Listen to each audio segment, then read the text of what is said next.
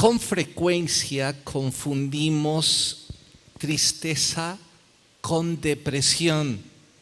De hecho, cantidad de gente usa las dos palabras como si fueran lo mismo, si significaran lo mismo. Y alertas, no son lo mismo. Y la diferencia puede ser un abismo enorme. De hecho, el diccionario define tristeza como una emoción que se experimenta a menudo después de eventos estresantes o perturbadores y que, por supuesto, todos lo sufrimos. Tarde o temprano, en mayor o menor intensidad, sufrimos tristeza por cualesquiera causas. Esto no es anormal y diría tampoco preocupante. Más bien es parte de el diseño que Dios creó para nosotros. En contraste, la depresión es un trastorno de salud mental. Eso significa que no es normal. Además de ser abrumador, puede impactar en nuestras vidas gravemente. Las causas que pueden provocar la tristeza pueden ser las mismas que pueden provocar una depresión. Recalco, la diferencia es que la depresión es trastorno, es abrumador y gravemente con consecuencias en la vida diaria. No todos lo sufren.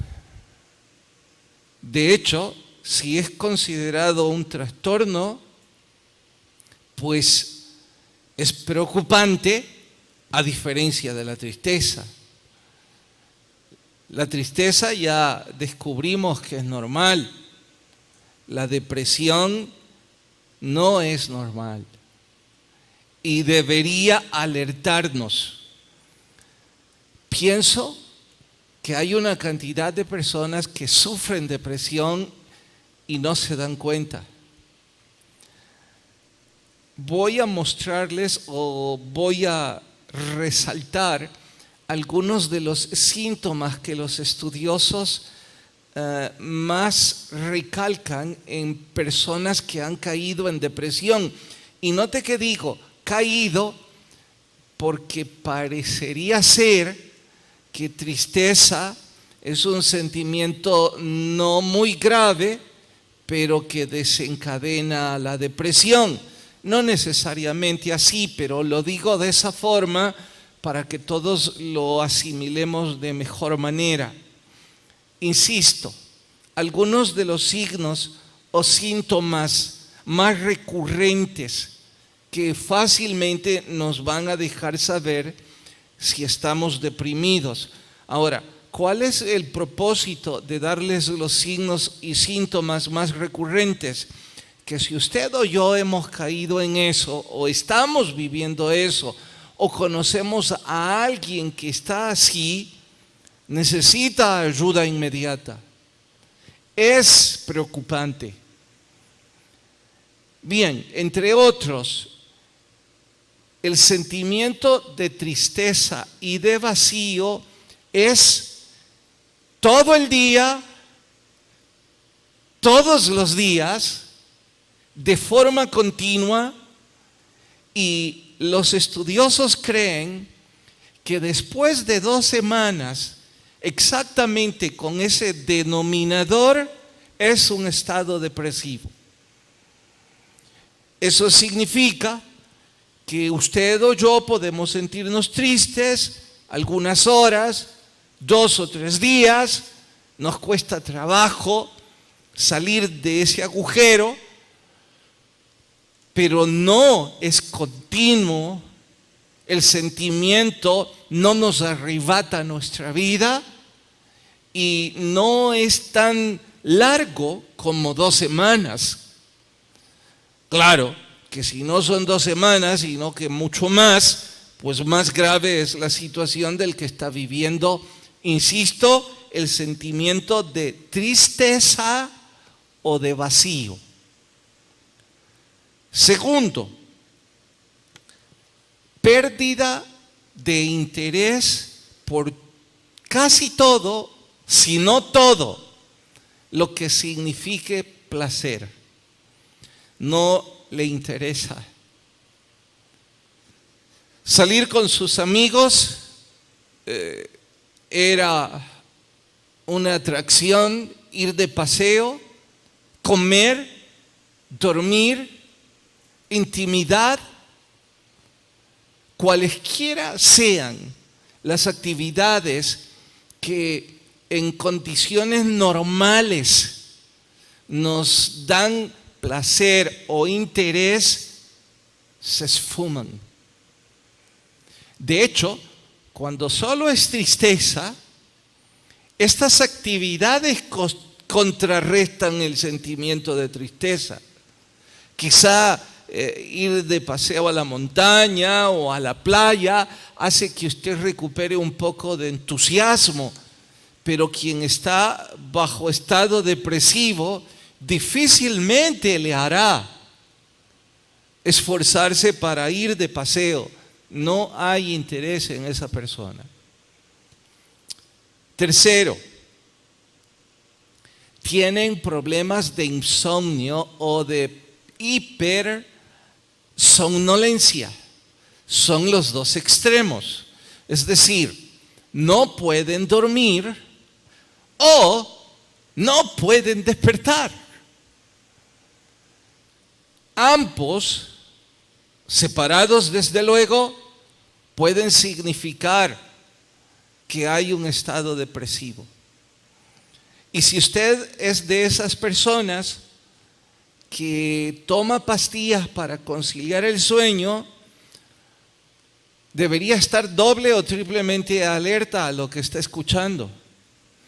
Porque nuestro cuerpo fue diseñado para trabajar una cantidad de horas y después demandar dormir. Pero su cuerpo ya no demanda. Eso significa que hay un trastorno. Tendrán que recordar, digo recordar porque a lo mejor está ahora usted sufriendo ese estado. Tendrán que recordar que en condiciones normales, si por cualesquiera motivos una noche tenemos que desvelarnos, a lo mejor estudio, trabajo, algún compromiso social o de cualquier naturaleza, el siguiente día es amargo. Tenemos sueño, no paramos de bostezar, estamos cansados y curiosamente estamos en la cama muy temprano. ¿Por qué? Porque nuestro cuerpo lo demanda. Pero usted ya lleva varios días sin conciliar el sueño. Eso es un estado depresivo. O ya dije el otro extremo, ¿quién les saca de la cama? Y claro que deben diferenciar aquellos que desde que nacieron están dormidos. Hay algunos que tienen esa bendición, que están comiendo y se quedan dormidos mientras comen. O están en el baño y la ducha, está cayendo el agua, está cayendo sobre su cuerpo y están dormidos. No estoy hablando de esos. Estoy hablando de aquellos que nunca fue normal estar así. Cuarta, el cambio de apetito sin explicación y sin planificación. Hay personas que pierden de peso sin explicación alguna. No planificaron, no es que estén practicando alguna dieta o algún buen hábito. Sin explicación probable alguna, están perdiendo peso de forma exagerada. De hecho, leí uno de estos referentes estudiosos que insisten que el extremo opuesto también puede, aunque no siempre, ser síntoma. ¿De qué hablo? Que la ansiedad les lleva a comer en forma exagerada, aunque no es muy frecuente. Lo que es muy frecuente es la pérdida de apetito, la pérdida de peso y no lo otro. Y finalmente, por cuestión tiempo y que no es nuestra razón de estudio detenernos en los síntomas, el sentimiento de muerte y de suicidio aparecen. Quienes están acariciando la muerte, quienes hablan de ella como una visita cercana, o quienes incluso se han preguntado si quitarse la vida es una opción, pueden estar seguros que están muy cerca del peor de los extremos de un estado depresivo. Bien, si usted o alguien cercano está con una o todas de estos síntomas o signos, pueden estar seguros que necesitan ayuda profesional. Deben cuanto antes buscar un profesional que les auxilie. No cometan el horror de automedicarse. No tomen antidepresivos. No olviden que estos pueden ser adictivos o provocar problemas cardíacos. Si usted es hipertenso, si usted ya tiene edad arriba de los 30 años, si usted tiene problema con su metabolismo, con el azúcar y cualesquiera otros males, eso es como tomar un martillo y golpearse. Debe cuanto antes buscar ayuda profesional. Bueno, pastor, ¿qué tiene que ver todo esto con nosotros? El propósito era recomendar ayuda profesional en cierta forma. ¿Por qué? Porque van a descubrir que el salmo que estudiamos hoy, David, está sufriendo un estado depresivo severo. Pero para fortuna nuestra nos dice qué hacer y cómo salió de ahí. Ahora, sé que los más acuciosos de ustedes quisieran interrumpirme y preguntarme, oiga, pastor, pero en ese entonces no había ayuda profesional. ¿Qué está diciendo? Sí existía. De hecho, los levitas y la casta sacerdotal, muchos de ellos eran profesionales en todo lo que recién dije. Ellos eran los encargados de ministrar. Ministrar es dar servicio a otros. La Biblia ocupa mucho la palabra al respecto y nosotros como entes religiosos siempre hablamos ministrar, pero eso es servir. Entonces los sacerdotes, los levitas y qué sé yo, el sistema que existía para atender y asistir y ayudar a quienes estaban sufriendo. Pastor, no existían medicamentos, tampoco tiene idea de lo que está hablando. Sí existían, eran naturales y eran mucho mejores que toda la medicina que hoy por hoy de vez en cuando nos recetan. Como simple ejemplo digo, hubo una etapa de mi vida que no quiero recordar, que seguramente estaba bajo estado depresivo. Me costaba terriblemente conciliar el sueño. Y como sabía un poquito de lo que estoy diciendo y lo peligroso que era para mí los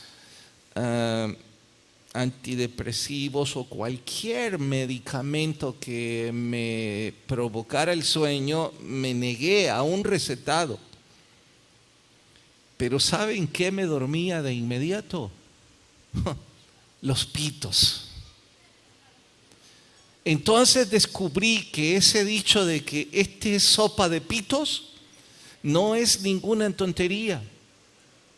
Mi mamá debe recordarlo bien porque yo le hablaba y le decía, tenés sopa de frijoles con pitos. Y ella siempre me decía, te tengo congelada una bolsa de pitos. Y llegaba y a veces me quedaba en el sillón de la casa de ellos. Bueno, tampoco es este estudio ayuda a cómo conciliar el sueño. Nomás estoy diciendo que siempre existió. Si a David le ayudaron o si ayudó él solo, ni idea. Lo que sí está claro es que en este salmo nos dice dos cosas que debemos hacer si estamos sufriendo un estado depresivo. Ahora, si usted no lo está sufriendo, no me sorprendería que cerca de usted haya alguien que sí y a quien usted puede ayudar tremendamente. Y por eso deberíamos estar muy atentos en nuestro estudio de hoy. ¿Qué hacer con mi tristeza? Salmo capítulo 142.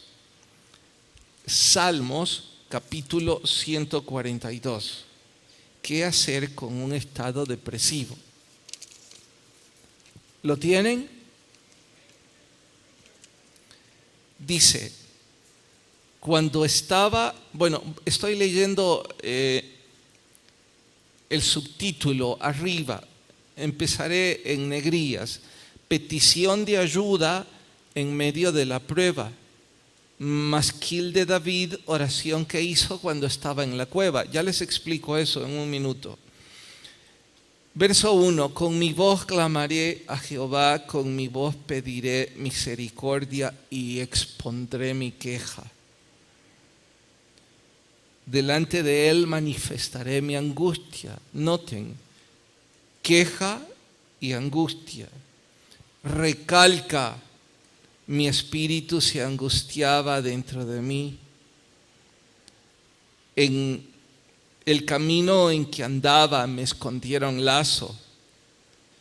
Mira a mi diestra y observa, pues no hay quien me quiera conocer.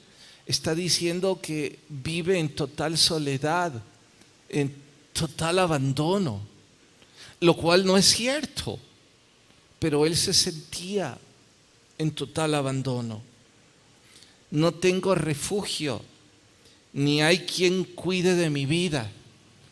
Creo que en este punto ya tendrán que estar de acuerdo conmigo que estaba sufriendo un estado depresivo severo. Clamé a ti, oh Jehová, dije, tú eres mi esperanza y mi porción en la tierra de los vivientes. Uno de mis maestros dice en su comentario que David se refería a tierra de los vivientes por los sentimientos de muerte que lo acechaban, no de suicidio, aunque no olvide que varios de los grandes héroes de la Biblia sí tuvieron sentimientos suicidas, entre ellos uno de los gigantes, Elías. Verso 6, escucha mi clamor porque estoy muy afligido. Líbrame de los que me persiguen porque son más fuertes que yo. Saca mi alma de la cárcel para que alabe tu nombre. Note que él llama a la cueva una cárcel. Me rodearán los justos porque tú me serás propicio. Hasta ahí oramos. Señor, por favor habla a nuestras vidas y que podamos crecer. Y si alguien está sufriendo algo parecido, que la gracia de tu Espíritu Santo le abrace con tanta intensidad que pueda sentir el consuelo y el ánimo que a gritos necesita. En Cristo Jesús. Amén. Como marco teórico, algunas cosas importantes. Masquil, ¿qué significa? Lo he explicado antes, pero fue al principio del libro, así es que después de 140 capítulos, seguro algunos lo pudieron olvidar. Se trata de un salmo instructivo, diseñado para enseñar sabiduría. Cuando un salmo se le antecede masquil, está diciendo va a encontrar conocimiento que al ponerlo en práctica le volverá sabio. Así es que me anticipo en decir, es un conocimiento poderoso, pero no basta si no lo practicamos. Vendrá la sabiduría si lo ponemos en práctica. Si nuestro conocimiento no cambia nuestro comportamiento, el tal es vano. Así es que para que este poderoso conocimiento produzca frutos, usted y yo vamos a tener que esforzarnos por ponerlo en práctica. El autor, por supuesto, David, ya lo leímos. Contexto histórico, hasta donde yo he leído, David solo estuvo en 2 cuevas, en la de Adulam y la de Engadi. Para ayudarles a recordar, en la de Engedi o Engadi, como se pronuncie mejor, fue cuando pudo arrojar la lanza a Saúl. Esa es una oportunidad o una cueva en la que pasó. Y la otra es en la de Adulam. Todo apunta a que no fue en la de Engadi, sino que fue en la de Adulam. ¿Por qué apunta eso la historia? Por la soledad que expresa. En Engadi no estaba solo. Ya algunos de los valientes cuidaban la espalda de David. ¿Dónde fue que pasó ese estado de abandono? Obviamente en la cueva de Adulam. Bien, se refiere a cárcel haciendo eco a cueva porque, como dice ese buen predicador, las cuevas todas son sucias, húmedas, pero son perfectas para enseñar oración y para enseñar devoción. Lamentablemente algunos, si no nos meten en una sucia mazmorra, no creemos tener necesidad de pasar tiempo en oración. Dicho sea de paso, en la publicidad o el comercial, al ver la cantidad que se congrega al estudio versus la cantidad que se congrega en el culto de oración que empieza a las 6 y que son solo 15 minutos, deduzco 2 cosas. La primera, que una gran cantidad de ustedes reconoce que es importante, pero lamentablemente por sus horarios de trabajo usted llega justo a tiempo al culto y con pesar se pierde el tiempo de oración. La segunda cosa que deduzco es que lamentablemente otros quizás nos tienen que meter a una cueva para aprender devoción. Quiera Dios que no sea su caso, Quiera Dios que no sea un estado depresivo el que lo empuje a acompañarnos al culto de oración. Pero en fin, ese es el contexto histórico. Dicho esto, como marco teórico, creo que lo que más a gritos todos pedimos es ¿qué hizo David? ¿Cuáles son las herramientas que puedo poner en práctica? La primera, antes de decirla, la voy a aplicar.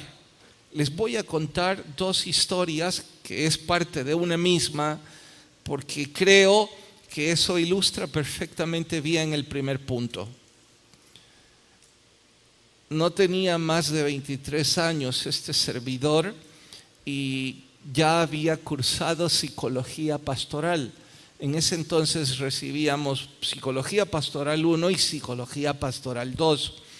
El maestro que me impartió esa materia era un psicólogo y pastor, muy buen maestro. Sigue siéndolo y sigo teniendo mucho respeto por cómo el Señor lo usa y también por su dedicación profesional. De paso, no era muy avanzado en años y nos voceábamos. Me gustaría decir que éramos amigos, pero no sé si él me considera así. Así que por respeto a él digo, nos voceábamos por alguna cercanía de edades. Creo que él debió tener 30 o 35 para entonces. Después de llevar psicología 1 en uno de los pasillos del seminario, lo abordé y le dije, ayúdame. Tengo un amigo que yo creo está sufriendo un estado depresivo severo. No estoy seguro qué debo hacer y quizás si hicieras tiempo y pudieras aconsejarlo. Él sonrió y me dijo con mucha seriedad, ¿no has pensado que el Señor te está dando la oportunidad para que vos lo asistas? Para eso llevaste la materia, me dijo. Sí, pero me falta la 2, él rió a carcajadas. Bonita excusa. Decime un poco de contexto y te voy a decir algo que podés hacer para empezar. Le di, en mi apreciación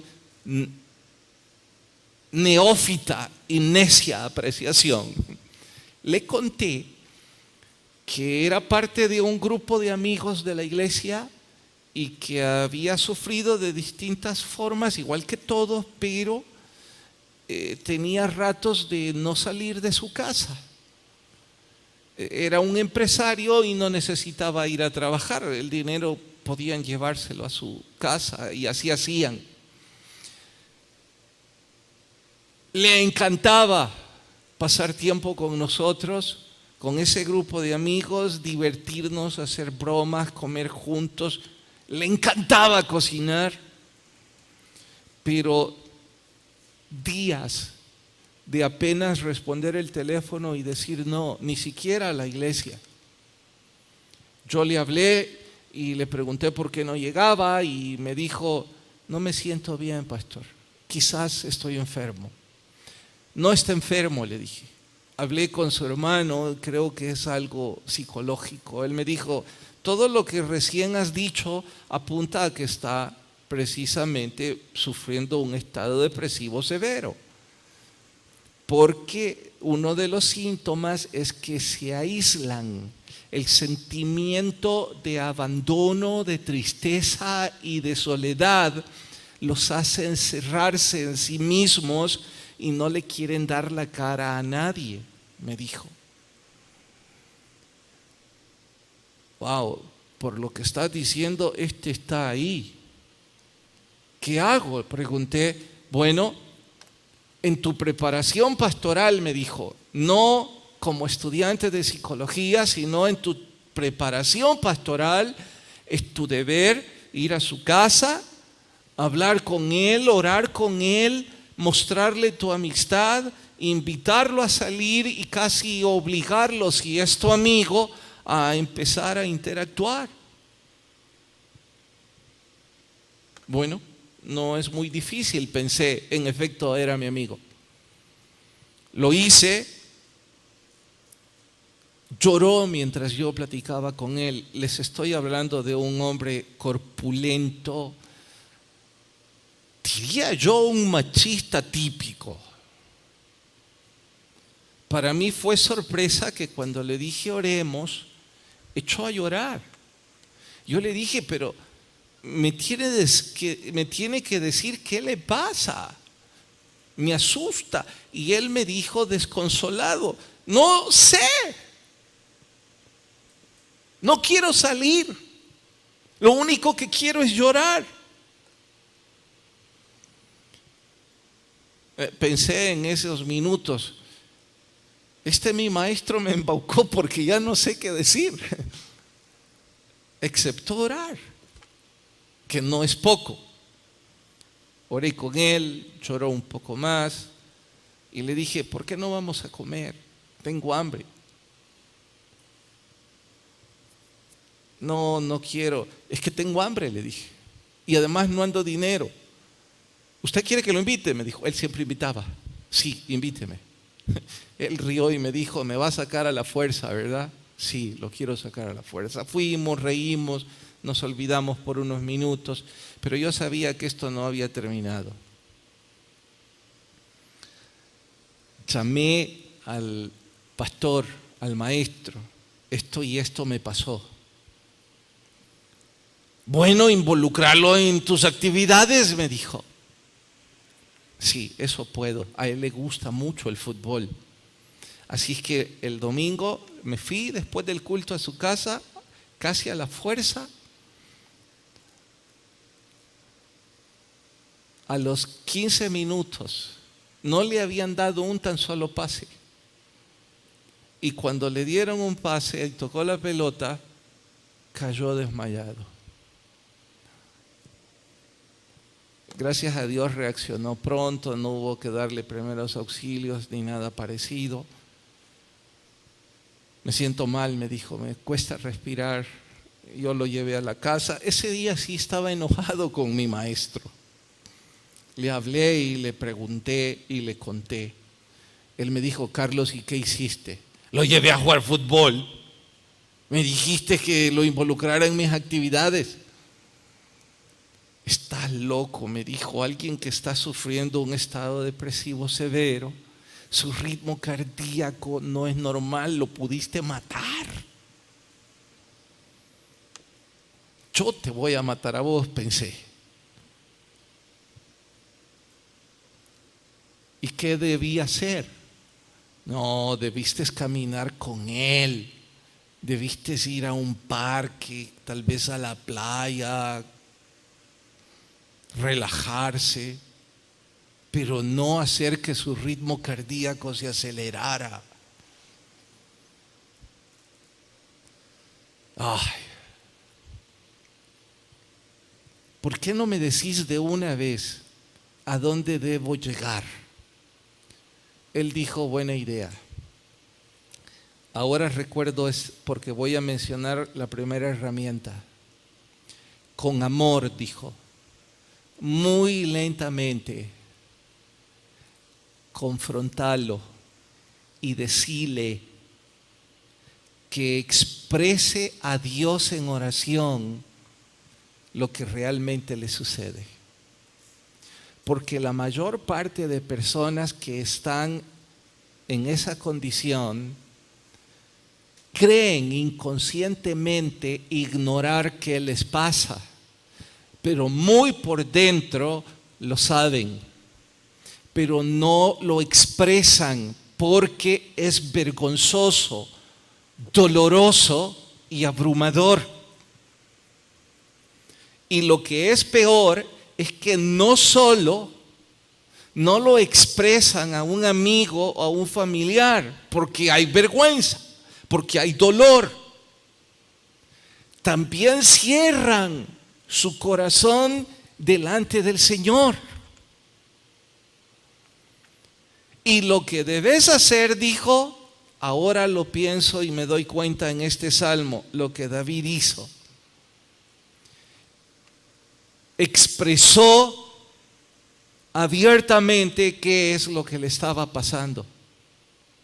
Porque todo lo que dijo no era cierto, pero su angustia era por todos sus temores.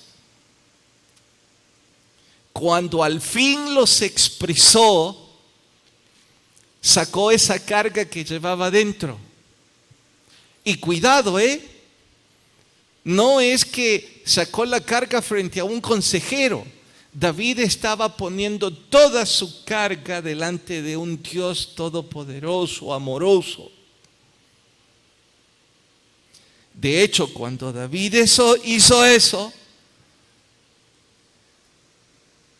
fue entonces cuando Dios le hizo ver que estaba totalmente fuera de cordura. Pero para que no nos perdamos, quiero asegurarme, o yo no los pierda, quiero asegurarme que me he dado a entender la primera herramienta. Expresar en oración delante de mi Dios lo que yo creo me está pasando. Oigan, yo sé que delante de otra persona quizás no van a poder decir esto, pero delante de Dios sí. Dígale. Si usted se siente de esa forma porque su esposo la abandonó o porque su esposo no ha llenado sus expectativas o porque usted no las ha llenado, porque usted ha fracasado en un negocio, porque está en bancarrota, porque tiene una ruptura familiar con uno o dos de sus hijos, porque siente que el mundo se le vino encima y la impotencia lo está matando, dígaselo así al Señor. Él ya lo sabe. El problema es que quizás usted no lo sabe.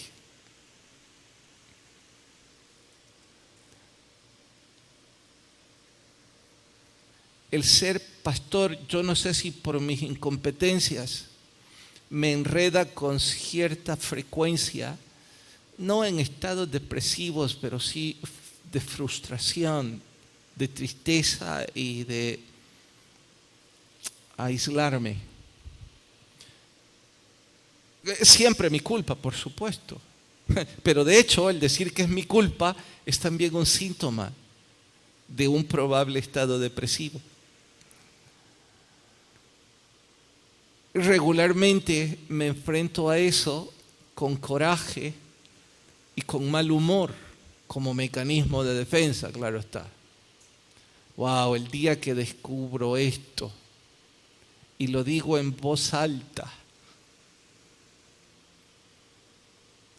delante de mi Dios, es como medicina. Es como desenmascararme yo mismo. Es como decirme, sos un soberbio, te sentís frustrado e incompetente por tus tontas expectativas que nadie te impuso. Acabo de dar un ejemplo. Pero eso solo lo he descubierto cuando estoy en oración y se lo digo. Cuando en oración le digo que me siento mal porque reaccioné mal y porque lastimé a alguien que aprecio. Mientras me lo guardo,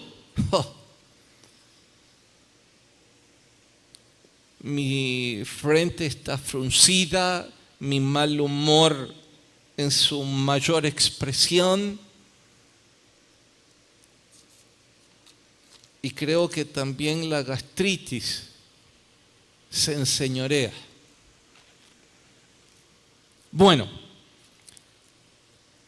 creyendo que me he dado a entender en la primera herramienta, pero déjenme estar seguro, ¿sí me he dado a entender en la primera herramienta? Ok, voy a la segunda. Vean el verso 4.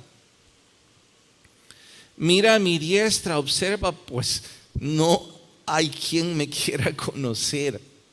No tengo refugio, estoy en esta sucia cueva. ¿Quién cuida de mí? Ya lo puedo oír si fuese yo, desde luego. Soy insignificante, la gente me agrede sin propósito y una cantidad de expresiones patéticas. Así está David, estoy solo. Esta es una escena que como sueño con ella. Creo que mientras está en la cueva, probablemente ha hecho una pequeña fogata para soportar el frío. Empiezan a aparecer en su espalda uno por uno, o a lo mejor llegaron de 10 en 10. En segundos después de que él dijo eso, tenía 400 como él. Y se supone que nadie sabía dónde se escondía.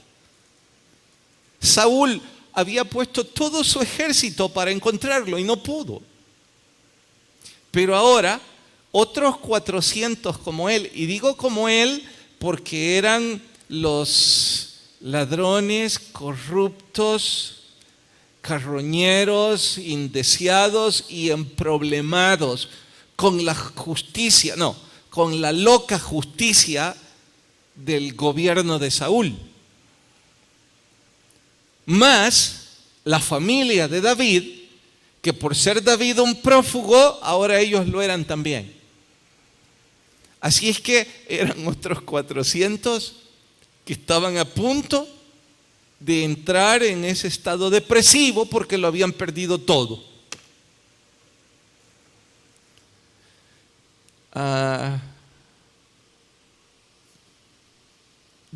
Gene Edwards, uno de mis poetas preferidos en cuanto a poesía bíblica, dice que estos 400, si los llevaban al cielo así, también montaban pleito allá. Que quién quiere 400 de estos en medio de un estado depresivo. Haga cuenta y caso que usted se siente así como la experiencia que yo narré, solo, abandonado, enfermo, sin dinero, soportando una infidelidad, deseoso de que alguien le abrace, pero alguien deseoso de volver a ser niño y que su mamá le abrace y que usted quede dormido en su regazo sin que le preocupe nada. Usted está deseando eso y de pronto le ponen aquí un grupo de bandoleros.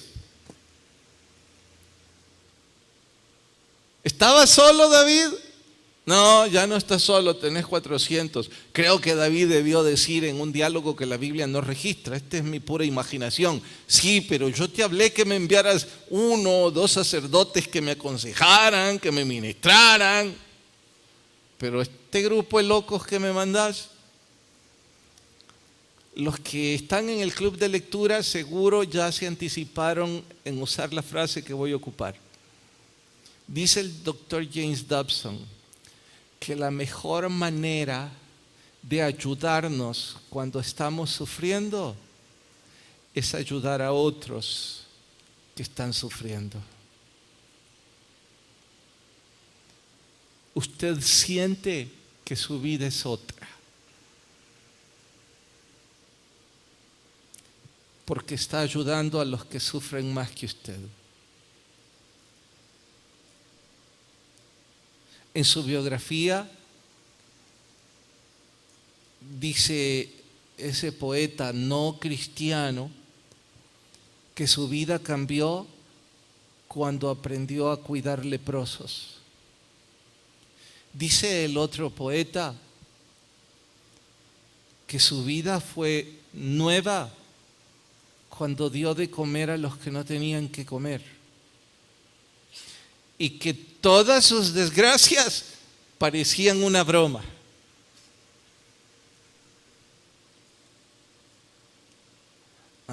Por eso es que el Señor nos dice tanto que le sirvamos.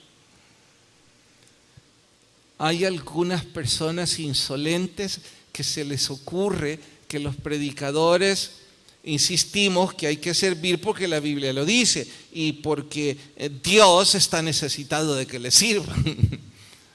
¡Ay, cuánta insolencia! El más beneficiado de servir a los que la están pasando mal es el que está sirviendo. Así es que dice ese poeta bíblico que estos 400 bandoleros, cuando conocieron al Dios de David, sus vidas fueron restauradas. Y dice él que conocieron al Dios de David porque en esa cueva David componía bellísimos salmos. Entonces ellos oían a David adorar a ese Dios y David los ministraba y ellos eran restaurados mientras David también. ¡Wow! Esto es como magia descendiendo en la cueva. No, que va. Esta es la unción del Espíritu. Si todavía no han descubierto la segunda herramienta, la repito. Si está enfrentando un estado depresivo, sirva a otros que están peor que usted y recibirá ese colirio de parte de Dios. Vamos a orar.